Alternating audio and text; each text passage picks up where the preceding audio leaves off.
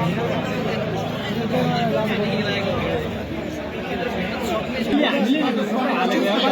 भएको त भन के भएको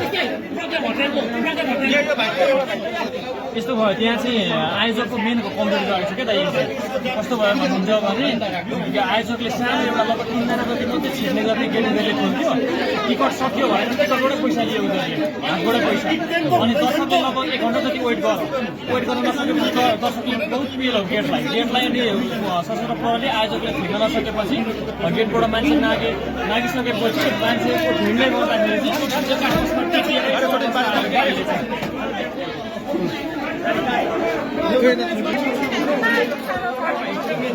छिटो गरिहाल्नु न